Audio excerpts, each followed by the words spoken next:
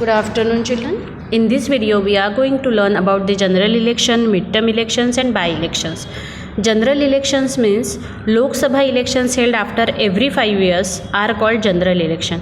जो हर 5 साल के बाद जो लोकसभा के elections होते हैं उसे कहते हैं general election.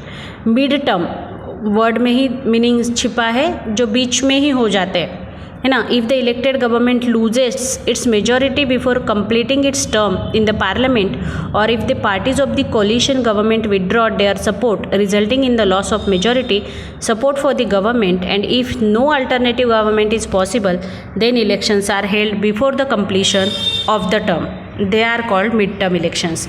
अगर कोई गवर्नमेंट अपना कॉन्फिडेंस खो देता है या उनके मेजॉरिटी खो देता है, तो नो कॉन्फिडेंस लेकर, मतलब वहाँ पर विश्वास मत जिसे कहते हैं, वोटिंग होता है. If they get the minor votes, अगर गवर्नमेंट को मेजॉरिटी नहीं मिलती है वोट्स की, तो गवर्नमेंट को अपनी सरकार बर्खास्त करनी पड़ती है. वहाँ पर सरकार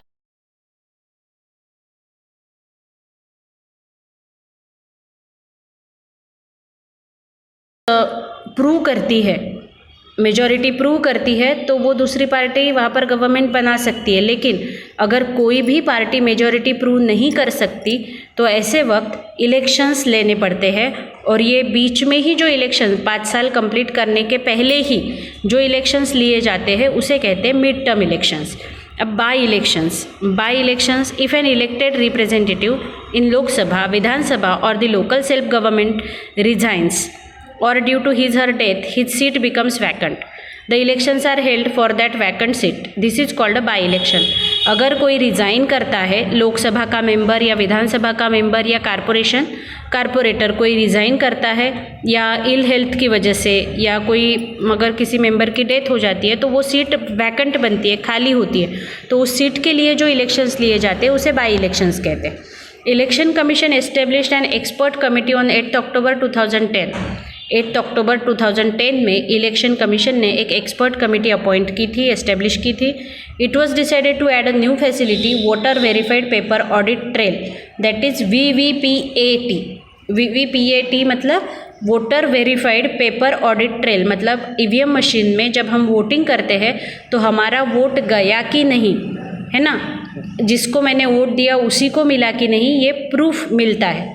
all political parties supported this. सभी पॉलिटिकल पार्टीज ने ये सपोर्ट किया.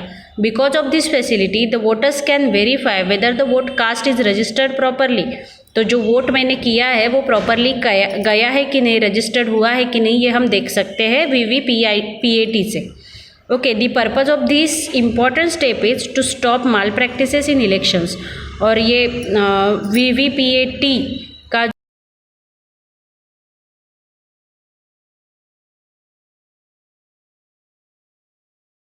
मतलब एक की जगह पे दूसरा, दूसरे की जगह पे तीसरा, ऐसे वोटर्स लाए जाते हैं और वो वोटर्स फिर वोट देते हैं. इससे क्या होता है कि ये जो बुरी आदतें हैं ये बंद हो जाती है और ये स्टॉप की जाती है. ओके, तो इस लेसन में हमने इलेक्टोरल प्रोसेस के बारे में पढ़ा अलग अलग एंगल से. ठीक है.